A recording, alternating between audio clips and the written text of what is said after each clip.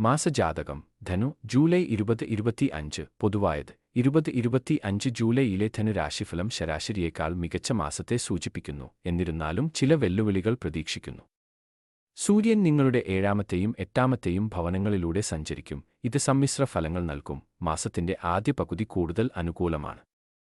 July 28 വരെ ചൊവ്വ നിങ്ങളുടെ ഭാഗ്യഭവനത്തിൽ തുടരും. ഇത് അനുയോജ്യമല്ല, പക്ഷേ 10ാം ഭാവത്തിലേക്ക് മാറിയ ശേഷം അതിന്റെ ഫലങ്ങൾ മെച്ചപ്പെട്ടേക്കാം. 8ാം ഭാവത്തിൽ ബുധന്റെ പിന്തിരിപ്പൻ ശരാശരി ഫലങ്ങളെ സൂചിപ്പിക്കുന്നു. അതേസമയം 7ാം ഭാവത്തിൽ വ്യാഴം ചില നല്ല ഫലങ്ങൾ വാഗ്ദാനം ചെയ്യുന്നു. ജൂലൈ 26 വരെ ശുക്രൻ 6ാം ഭാവത്തിൽ സഞ്ചരിക്കും. ഇത് സമ്മിശ്ര ഫലങ്ങൾ നൽകും, പക്ഷേ അതിന്റെ സ്വാധീനം പിന്നീട് ദുർബലമാകുന്നു. നിങ്ങളുടെ കരിയറിൽ കഠിനാധ്വാനം വെല്ലുവിളികളെ മറികടക്കാൻ സഹായിക്കും. ബിസിനസ് തീരുമാനങ്ങൾ ജാഗ്രത പുലർത്തുമ്പോൾ ജോലി ചെയ്യുന്ന വ്യക്തികൾക്ക് ശരാശരി ഫലങ്ങൾ പ്രതീക്ഷിക്കാം.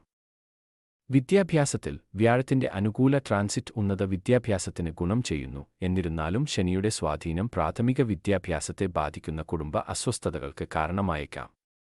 സഹോദരങ്ങളുമായുള്ള ദുർബലമായ ബന്ധങ്ങളും ചില ഗാർഹിക പ്രശ്നങ്ങളും കാരണം കുടുംബകാര്യങ്ങൾ വഷളായേക്കാം.